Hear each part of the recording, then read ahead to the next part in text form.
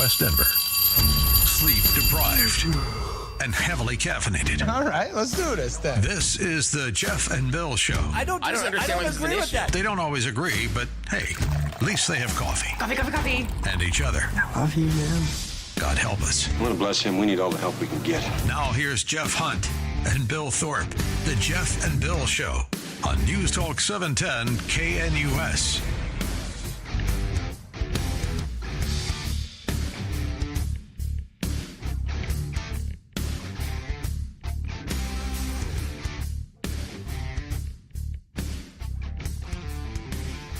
Well, it's 6 a.m. in the Mile High City on this Thursday, June 19th, 2025. Good morning, Denver, Colorado. Very happy Juneteenth to you all out there. Yeah.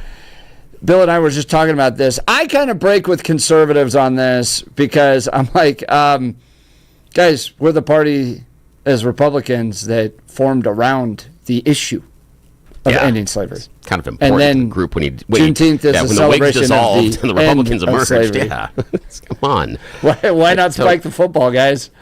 Like, embrace it. Plus, I've been down to Juneteenth. I used to set up a little Republican booth down there because that was a coalition. Oh, that's great. Set up booths with Juneteenth. It's a ton of fun. Jazz music. Oh, heck yeah. Right down at 5 points. Yep. And there's a point where, and there's a thing that I believe that, like you did, if you join in on their celebrations, they're more amenable to your message. The idea that we're here to celebrate this. And if you talk to them about the cultural significance, then you can lead into some core conservative values about freedom and choice, and you can get into, I mean, this is what the Republican Party was for. It's like kind of the reason. Basis was to end slavery. Yeah. So. And then you have Ronald Reagan, and then lo and behold, Juneteenth is the announcement of the news reaching Galveston, Texas, 2.5 years after the Emancipation Proclamation. So, you know what? I mean, and plus it's a day off. So heck yeah, days off are always great. That's the thing. Also, absolutely. And there would be times in which you can reach out to the community and celebrations. And the other idea is come down there and do some, just do some good, do some ideas. And, imagine if you're doing some fundraisers or things like, raising money for when the kids go back to school to do the backpacks. And then you hand out the backpacks in the community. There's a whole bunch of community building that's possible there because this is a celebration. Because, despite the Emancipation Proclamation, some of us weren't at the meeting and didn't get the memo until several years later. That was a problem. That was a really big problem because there were some people that were like, shh, don't tell them. Right. They don't know yet. Keep them working for free. Exactly. Yeah, we know they can't read, so as long as you don't tell them, it's still a secret. Yeah, not a good thing. No, that's not the best way to make sure that we follow the law. Is the shh protocols? No, not good. No. Well, we've got a lot to cover today. We'll give you the latest on what's happening in Israel and Iran. Bill and I will talk the transgender Supreme Court case. Took place yesterday, the decision coming out of that. George Brockler is going to join us, talk about this case coming out of Highlands Ranch. A minister from Highlands Ranch served in a church, sentenced after he's found guilty of sexually assaulting his daughter. Jeez. This is a hard one. This is a wild case, too, because the minute that they were notified, Sheriff Darren Weekly and the Special Victims Unit were like right there at the door trying to get control of the situation. Yeah. We'll get the latest on what happened all here. And then Diane Ferraro, the CEO of Save the Storks, is going to join us. There are these mobile units that go around and provide ultrasounds. Yeah. And so if you're pregnant, you can see your baby and hear its heartbeat. I think it's great. Any way, for whatever motivation, but any way we can help individuals get access to health care, and especially ultrasounds and care for an unborn child, absolutely, 110%. This is great. And for me, it is regardless of politics. This is just providing medical care for women that want it and have some questions about things that are going forward. And I don't think there is any harm in more information and access to care. So this is great. I'm really excited about this conversation. So lots to talk about today, plus all the latest news. But now is time for News and Comment with Mr. Blake Olson. Blake Olson. Blake Olson, News and Comment. Good Thursday morning. It is beautiful outside. Just go outside and look at the mountains this morning. 58 and That's why we put up with all the progressive leadership in the state of Colorado. No doubt, man. There beautiful views and lovely weather, all that good stuff. Absolutely. The colors, it is so nice outside right now. And it is Juneteenth. And you're right, Jeff. That's why we do put up with it. Expecting a high of 95 today. So when you say, oh, my God, it's so hot out there, just think you could be in Galveston, Texas, okay? That's when it's hot, when it's 95 and nothing but humidity. The 7-10 5-day forecast coming up, our top story. All my supporters are for me. My supporters are America first and make America great again. My supporters don't want to see Iran have a nuclear weapon. Tucker's a nice guy. He called and apologized the other day because he thought he said things that were a little bit too strong. And I appreciated that. And Ted Cruz is a nice guy. I mean, he's been with me for a long time. DJT on everything surrounding the Iranian-Israeli conflict, including the Tucker-Ted interview here in the States. Israeli Prime Minister Netanyahu vows Iran will pay a heavy price after a missile hit a hospital in the southern part of the country. The strike forced the evacuation of 20 patients. Israel says Iran launched dozens of ballistic missiles overnight. U.S. lawmakers urging the DJT administration to create a coordinated evacuation plan for Americans in Israel. 47 says Iranians may actually come to D.C. Look, they should have made the deal. I had a great deal for them. They should have made that deal. 60 days we talked about it, and in the end they decided not to do it, and now they wish they did it. And they want to meet, but it's a little late to meet, but they want to meet, and they want to come to the White House. They'll even come to the White House. So we'll see. I may do that, but it's a shame it could have been done the easy way. Wow, that would Blake. be, yes. I totally support your pronunciation in whatever way that you want to, as far as Iran or Iran. Yes. Because it's one of my favorite things to do. Every once in a while, this question comes up in bar trivia. And only a certain segment of the audience, yourself and will be included in this, will understand this and really have fun with it. Okay. Every once in a while, I'll get a question that pops up that's in rotation about what modern-day country was originally called Persia.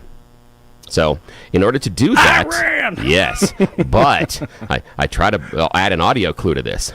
So I reach back into the early new wave days of the 80s, and I play the classic single from Flock of Seagulls, which is I Ran So Far Away.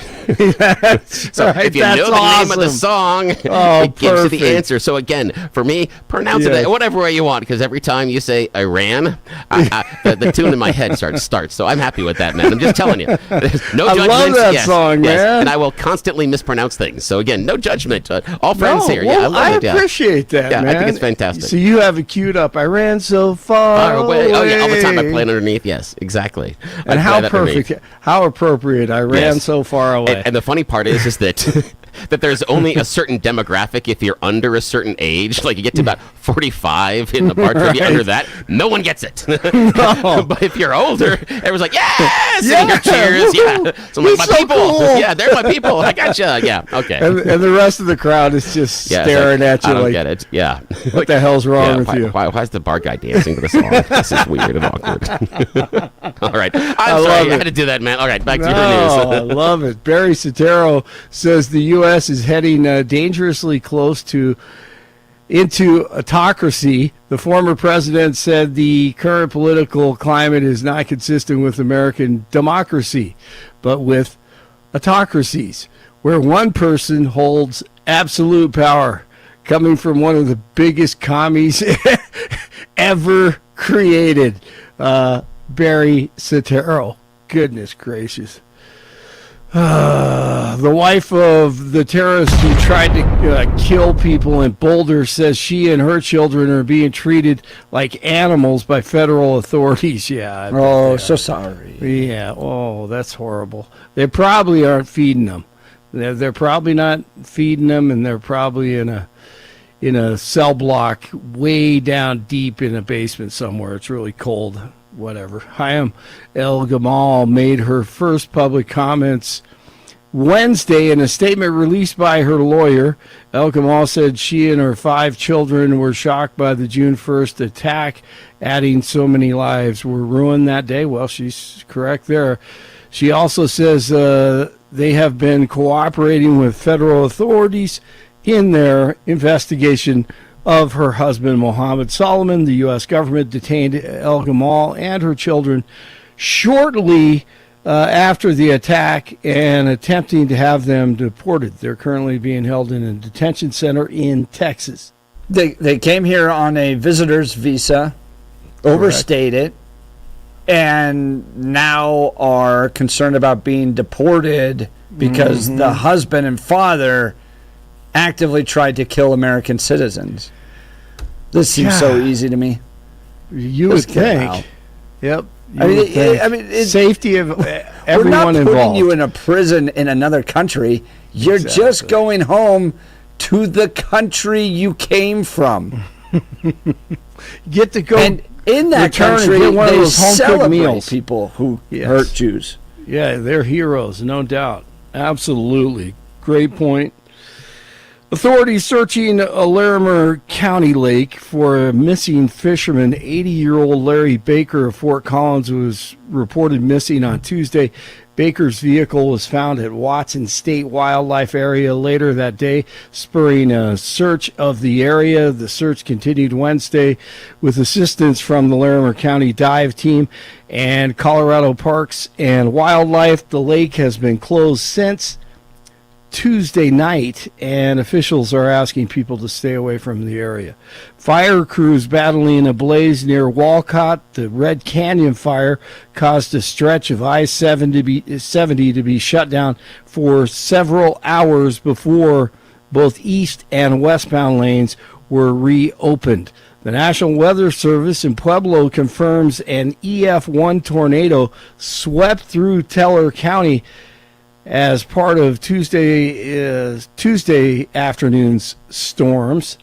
The agency says the tornado reached wind speeds as high as 106 miles per hour and touched down 2 miles northeast of Divide. So, wait, who am I thinking of? Dwayne, right, guys? Yeah. Dwayne, Divide. Yeah. Dwayne, maybe he can give us a little report on that. Yeah. Because that's in the high country, right? Yeah. I mean, a tornado in the mountains, that's up near Woodland Park. Right. And it's the 7th tornado to touch down in the county, which shocked me. I mean, that's just me. I think it's rare, but love to hear from him. News brought to you by Lair Fireplace and Patio, Denver's premier source for everything fireplace, patio, and grills, locally owned and operated since 1954, online at lairfireplacepatio.com. 55 in Brighton, 56 in Sheridan, 58 in Denver. Jeff and Billy, I ran so far away. What do I have? Be a little less snarky. I know, you're right. That is a problem that I have. I'm sorry. Man, that interview, a little snarky. We'll play a little bit more of that later with Ted and Tucker. Blake Olson, News Talk 710 KNUS.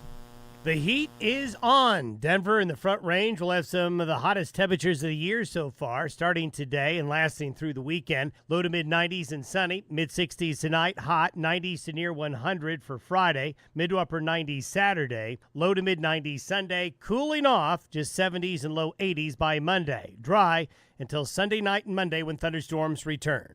Weather sponsored by Colorado's Best Roofing, reminding you to protect your home from the harsh Colorado weather and schedule your free, no-obligation roof inspection today at roofingcolorado.com. That's roofingcolorado.com. Meteorologist Don Day in the 710 KNUS Weather Center.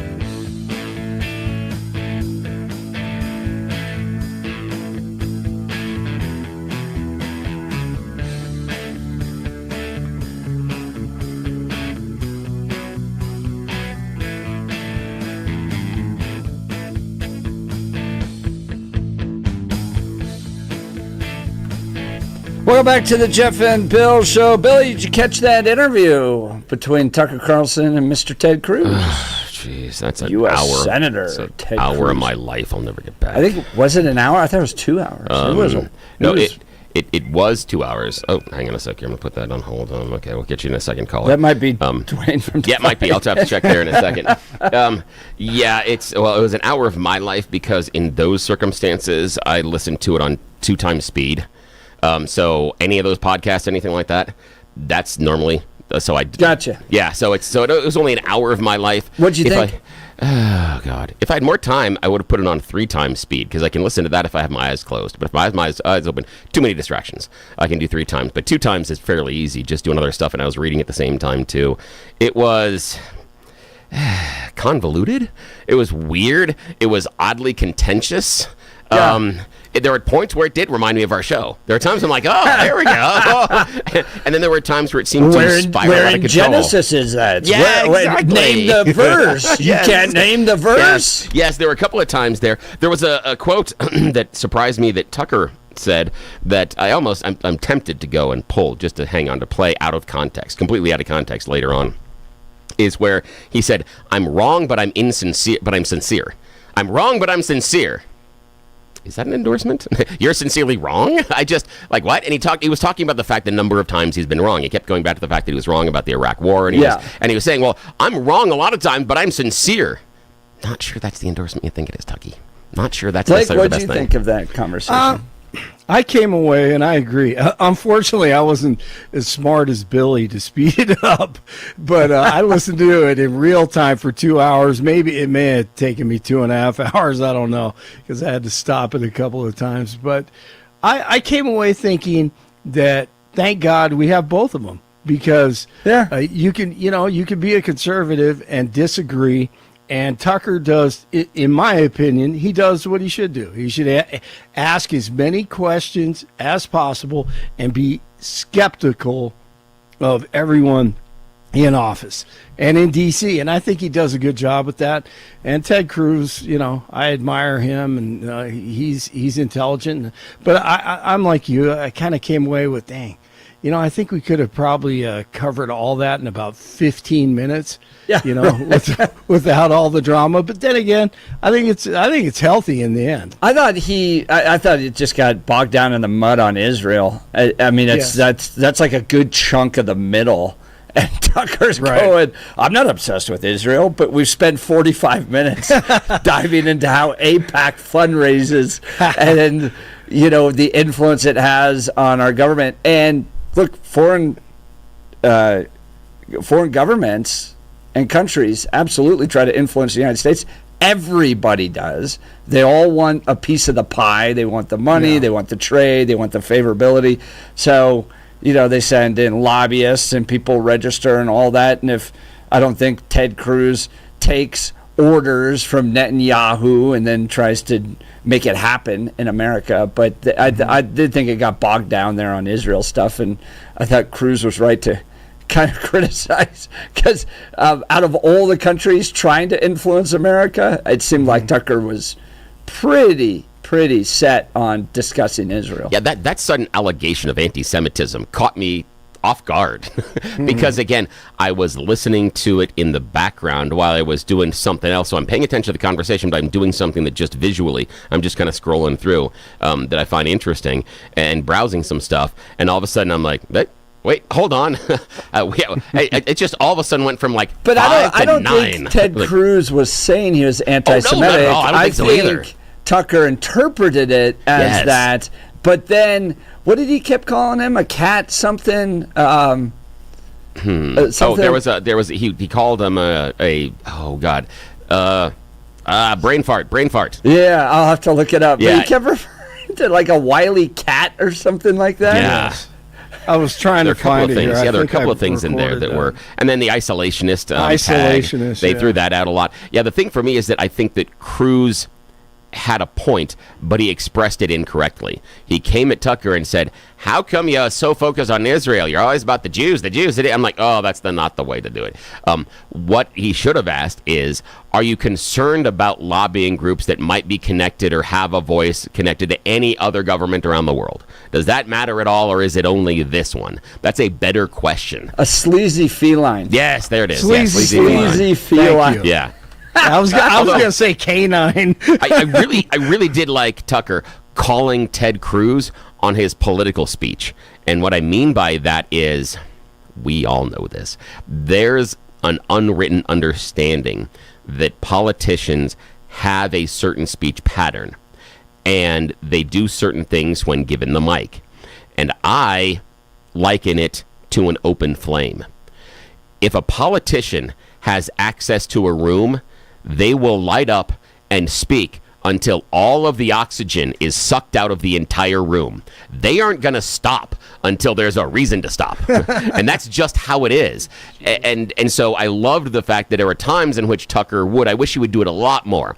But when Cruz obviously got into his pre-done speech patterns, the paragraphs that he had pre-prepared, that he has done at stump speeches and with constituents and on the floor dozens of times before, when he falls into it and you can see it and hear it. I appreciated when Tucker stopped him on some of those. He did call him on some of that and push back on it a lot because, yeah, you could tell it. You're like, okay, here we go. The ride's starting again. It's almost like you start hearing the carousel music. You're like, okay, we're going up and down on the horse for a while here. Yeah, kind of. But I appreciated that part of it. Tucker Carlson, Ted Cruz. What'd you think of the conversation? Give us a call, 303-696-1971, or text us on the Dan Caplis Law text line at 720-819-5115. Would love to hear from you. There are elements of kind of the Jeff and Bill show, but they all came through okay, right? Yeah. So they'll be friends afterwards. You know, one thing that when I was listening to it, it made me think of a statement. I can't even remember where I heard this, but I think it would be where they were talking about AIPAC. I think it would be a cool idea if all elected officials had the logos of everyone who is supporting them. Oh yeah, like NASCAR drivers. Like NASCAR. Yeah. I don't know. Maybe it's on our show where I heard that. But wouldn't that be cool? I mean, then we know who's paying them. And who's supporting them and why they are influenced the way they are. Giant ACLU and Planned Parenthood across the Democrats. Just everybody has their congressional jacket, and you put it on before you have to do Congress business or interviews. Yes, I love that idea. While I was listening to that, I'm like, there you go. We don't need suits anymore. Yeah. We just need logos and different colored T-shirts. And this makes up for the money they're going to lose if we stop them from trading stocks. We just allow them to sell sponsorship logos. And again, the bigger the logo, so you can see it on TV, the more you have to pay. Yes, absolutely. You want that top lapel? That's a certain amount there. You want to do lower, lower pocket? Okay, that's lighter. It's smaller, not as visible. That's going to cost you less. There could be tiers of support. I like this idea. Yeah, I think so. Well, speaking of endorsements, let's talk L&L heating and air conditioning. Fantastic transition. Look, it's going to start to get hotter and hotter here, and I'm proud. I'm proud to have a little L&L heating and air conditioning logo on my lapel pin. They're a great mom-and-pop company based here in South Metro Denver, and our AC went out last summer. The whole line froze, and we had a number of folks out to come review it, and they just said, look, your whole system's 15 years old, builder grade, it's barely hanging on, you need a new system. So we talked with a number of different companies, and they delivered for us. And listen to this, it's going to be 101 on Friday, 100 degrees on Saturday. If your AC's acting up, maybe you don't need a new one, maybe you just need a repair, well, give L&L Heating and Air Conditioning a call, $0 trip fee, no emergency charges. They'll price match value guarantee on any equipment. So if you really like a particular brand, they'll price match it for you. They'll give you a free programmable thermostat or carbon monoxide detector if you install a new furnace or air conditioner. Free estimates, licensed and insured, a 5-year labor warranty. When they came and installed at our house, it was a 1-day process. personal service from start to finish. Followed up to make sure everything was perfect. Our home totally comfortable no matter what the weather. We got peace of mind with L&L heating and air conditioning.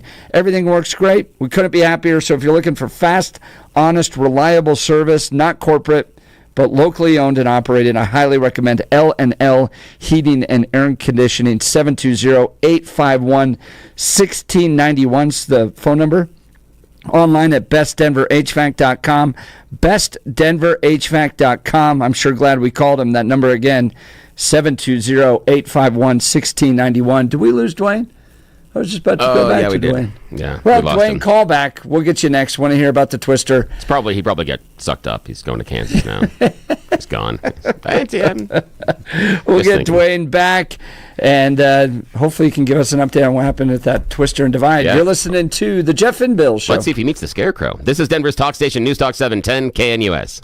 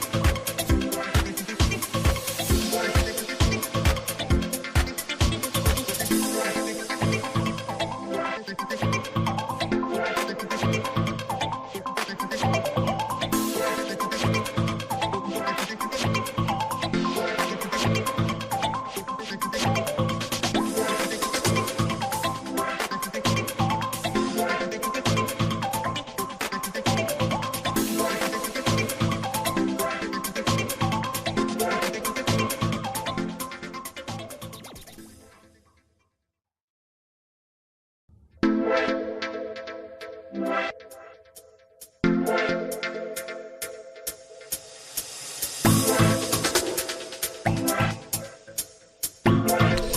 back to the Jeff and Bill Show. Israel saying Iranian missiles have struck a major hospital.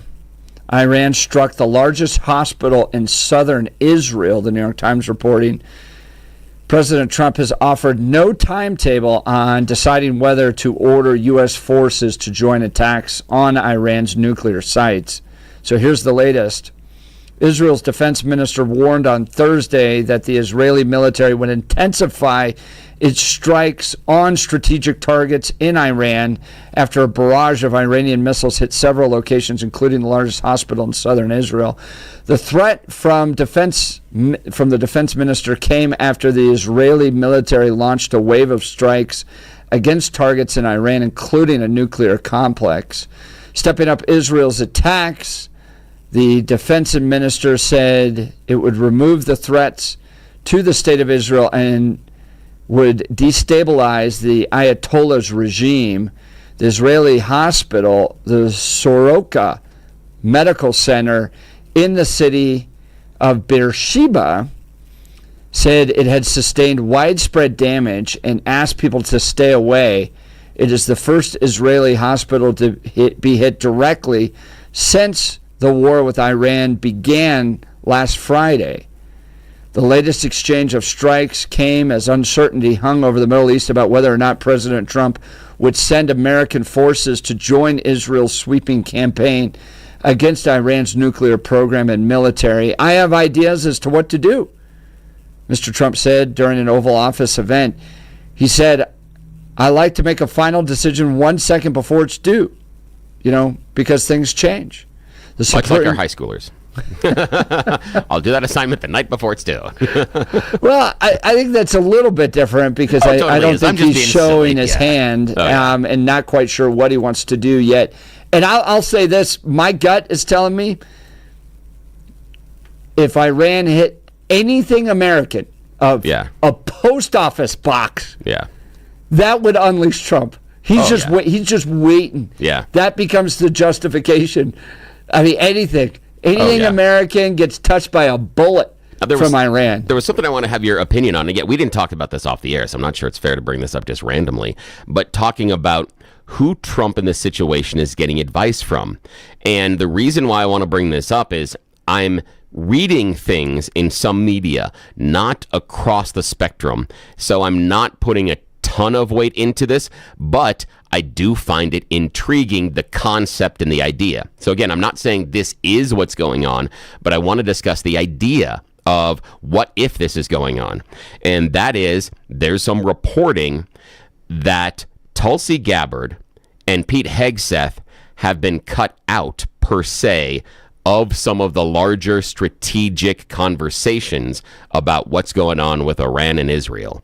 Now, all parties involved say, no, not at all. But there's reporting that several conversations about possible military action and debriefs on what Israel is doing have specifically kept them out of the loop. They have not been involved in the conversations. And if it was a one-off, okay.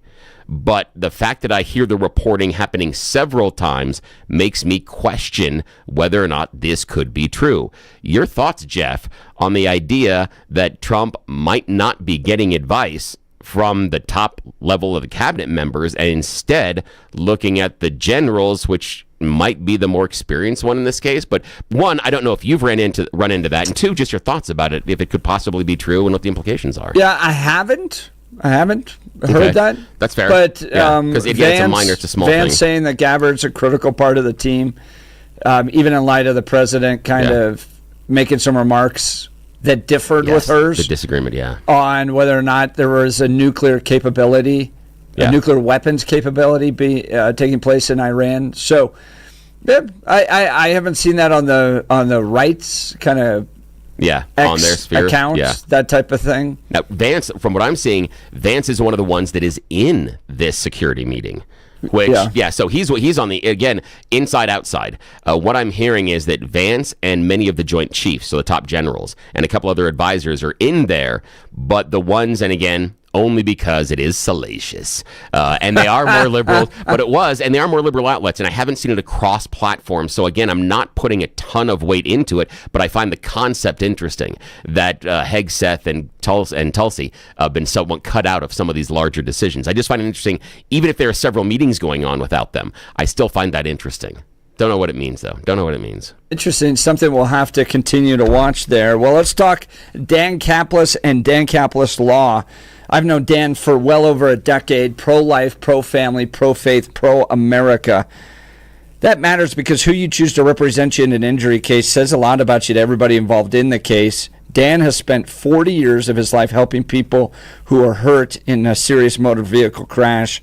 Dan is believed to be the only lawyer in Colorado history to win 5 straight multi-million-dollar verdicts in Colorado crash cases.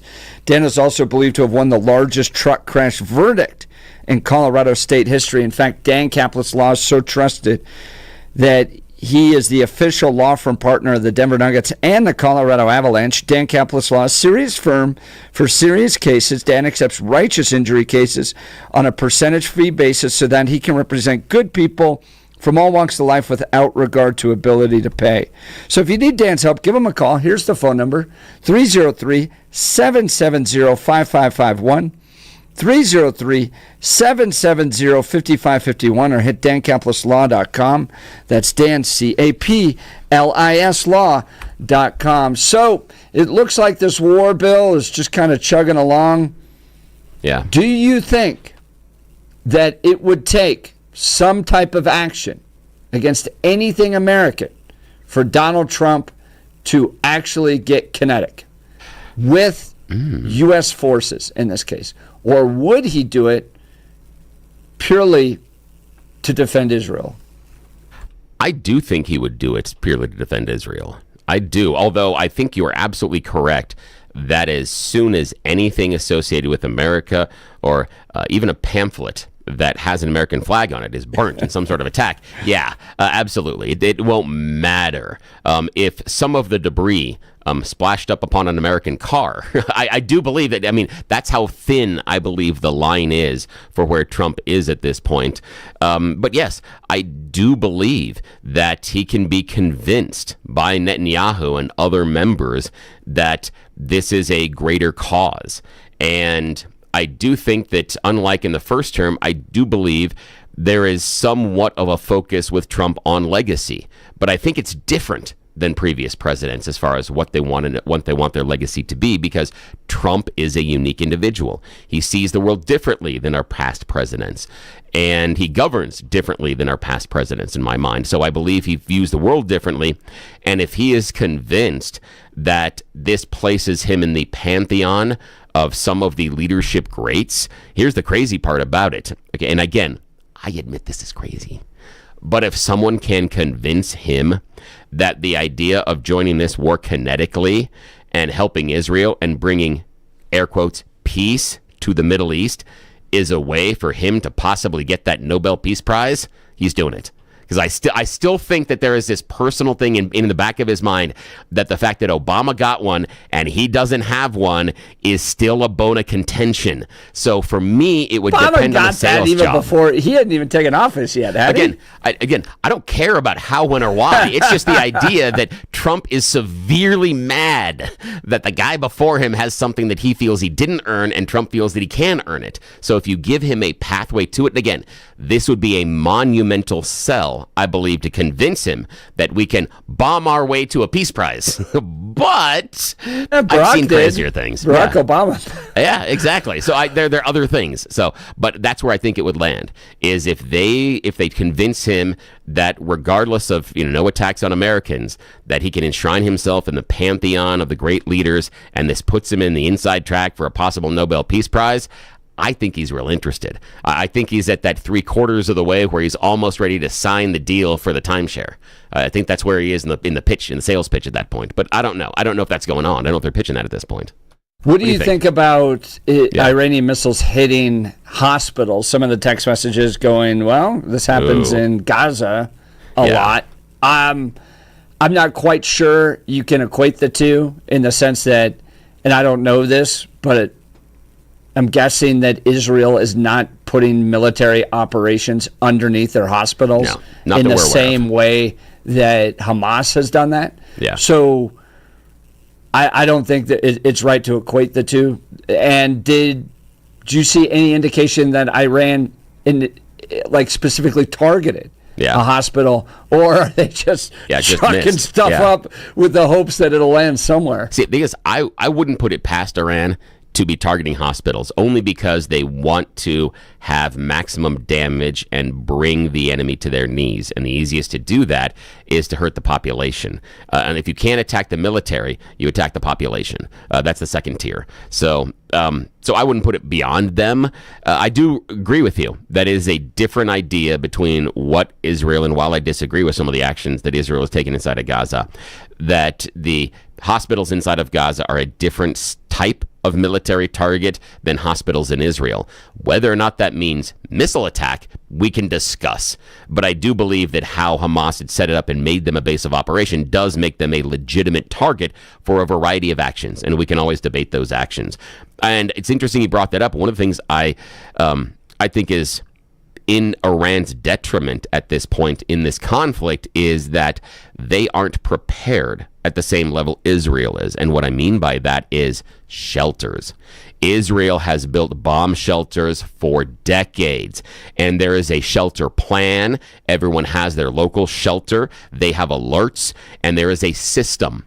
Iran has none of that. They don't have any shelters. They don't have any systems. There are no alerts. In fact, there were reports coming out of Iran that there were no alerts before the Israeli attack at all. So that's like, the tornado siren's not going off before the tornado hits. Again, different form of disaster, but that's scary. And so Iran was so convinced that this wasn't going to happen, they have nothing internally in order to keep the citizens safe, and so now they're scrambling. I'm hearing about them trying to convert parking structures and other things into some sort of shelter. Israel hasn't been hitting civilian targets. No, not at all. But I'm just saying that it's showing some of the vulnerability inside of Iran. Yeah, they're right. just like, oh my gosh. Speaking of that, did you hear about the cyber attack that stole $90 million of crypto from Iran? Yes. A hacking group called Predatory Sparrow on Wednesday.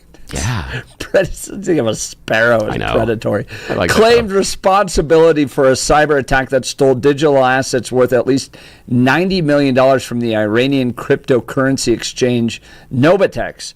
The group posted on social media early on Wednesday in Persian that it had targeted Novatex, Iran's largest crypto exchange, and would publish the exchange source code next, rendering remaining assets on the platform more vulnerable. Ooh. Now that's, again, just on a side note, it's a reminder.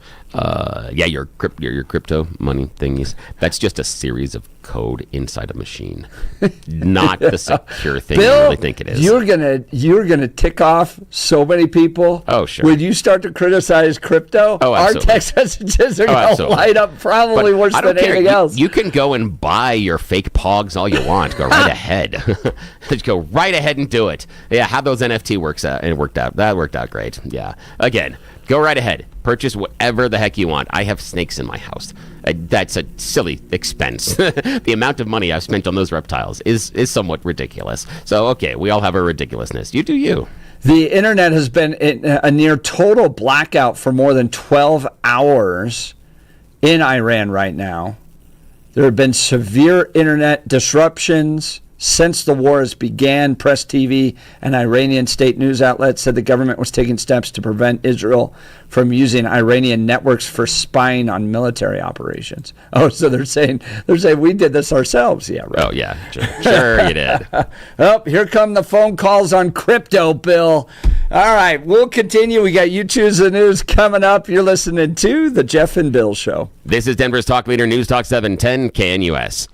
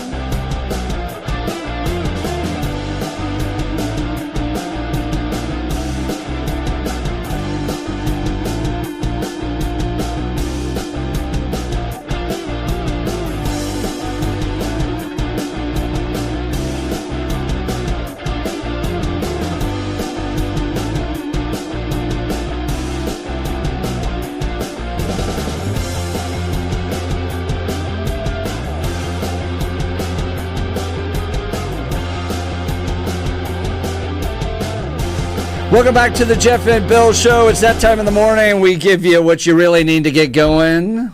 A little You Choose the News, Bill. Yes, it's time of the morning where we get to play America's favorite fake radio news game show. It is You Choose the News. Yes, you know how this works. I've scoured the interwebs for moments this morning to find really, really dumb stories about us humans, giving them more ridiculous headlines so that we can play this fake radio news game show. Why would we be this silly and ridiculous this early in the morning? This is valuable KNUS airtime, for goodness sakes.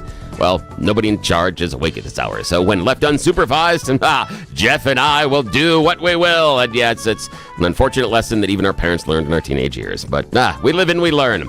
And we learned you always got to bring somebody in as the fall guy. That's why Blake Olson joins us from the news department. Okay, gentlemen, here are your possible headline choices this morning. Headline number 1, police confront jarhead. Headline number 2, just Google it. Headline number 3, we're reinventing the past. And headline number 4, getting to the bottom of the problem. Mr. Hunt. Jarhead. Yes. Police confront jarhead. Here we find ourselves in beautiful South Carolina. Recently, police arrested 56-year-old Charles Antoine Jr. and was charged with some relatively unusual crimes. See, the police were responding to a missing persons report, and while searching Charles's home, well, they allegedly found some human remains kept in jars. Gross. Yeah, like preservatives. Is this Planned Parenthood? Yeah, I have no idea. But see, Antoine, a woman named Christy Ward, were reportedly missing by their family members in Brunswick County in North Carolina. Florence County Sheriff deputies searching for the duo on Saturday noticed their car was almost completely submerged in a nearby river. They're investigating. They found out where Antoine was staying at the time, and he had a jar that had human remains inside. No certain if it's whether or not do it's we know missing what kind Christy. of remains? No, they have not said. Yet. But they do know that it looks like Christy may be gone, but we don't know if it's Christy in the jar.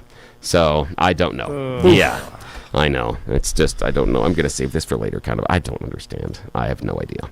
But that's got to be awkward. How do you take in the jar and how do you tag it? And okay. Again, why I'm not a police officer. Alrighty. Hey, I hope you're enjoying your breakfast. Yes, exactly. Imagine that. So hopefully you're having a jar of smoothie or something. Okay, here we go. Blake, just Google it. We're reinventing the past or getting to the bottom of the problem. Just Google it. Yeah, why don't we just Google it? Well, at least that's what they are doing in Czechoslovakia, but that's not necessarily a positive thing. In Czechoslovakia, a 22-year-old and 2 assistants have been charged with pretending to be dentists for a couple of years. The 3 family members opened a surgery clinic without any license at all. No thing at all. Yeah. And they've been doing it for 2 years, and the report says they have no necessary professional knowledge about dentistry at all. In fact, their search history shows that almost every procedure, they would just Google it.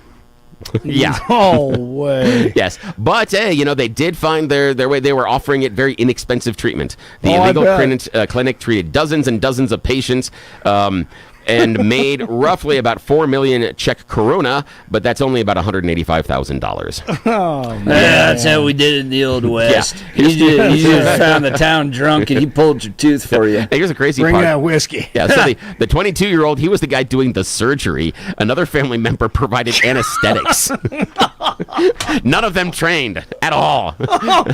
That's just fantastic. You got a deal on root canals for $29.95. I mean, okay, now we all go in there and we look at the diplomas on the walls. We don't really pay attention to them. But if there aren't diplomas on the walls, I don't know. If it has one of those YouTube gold things, it says, millions of, that's probably not a good thing. Probably not. It's not the dentist you want. That's not, I know. Okay, Jeff Hunt, final choice this morning, sir. We are reinventing the past or getting to the bottom of the problem? We're getting to the bottom of the problem here, Yes, Bill. we are going to get to the bottom of the problem, and here we are traveling to wonderful Australia, the land where every single animal is trying to kill you. So I have no idea what's wrong with that continent. Everything's just vicious. It's awful. I'm sorry. I'm going to go off on a tangent here for a second on Australia. They have a thing called the eastern brown snake. It is one of the most dangerously venomous snakes on the planet. And it is one of the most populous snakes inside of Australia. You can't say, I'm just going to avoid this place and not run into the eastern brown snake. No, they are everywhere. Also, they do not fear humans. They do actually like suburbs because we provide them with food, and also They're little bastards. They are so territorial. Yes, eastern brown snakes are one of the most territorial snakes on the planet. They will come at you. Where, you see the mambas and other things, be like, oh, that's a danger. No. This thing will chase you. If you get into its territory, it will come after you. Yeah, this thing is a nasty critter, and it's in Australia. The things are... I can't say that. I mean, it's so dangerous it killed Steve Irwin. The country did. Oh yes, it did. Yeah, but that was a ray. That was a stingray. That was a ray. So totally different thing. He went into the water. That's a whole other thing. Okay, so here we are. We are in Perth, Australia, with all those jerk snakes. Okay, but the dog-loving community in Perth has rallied around a really, really tiny pup, a 5-week-old Cavadoodle. It's a tiny puppy that was rescued from a backyard breeder because it had a life-threatening condition. It didn't have a bum hole. No, literally, no bottom. What? He couldn't poo. No. And in fact, when it was surrendered to the clinic, they said, well, we tried to take his temperature and then realized, whoopsies, there's nowhere to put the thermometer. That's awkward. And so can you make one of those? I like where your mind goes, sir. Yeah, look on Google like the yes, dentist. Exactly. Yeah, make sure it's in your history. Make sure, can you make a dog bum hole on your search history, not on my search history? Okay. Sphincter.com. Yes. Now what happened is, but that's a pay site. Okay. Now here's the deal.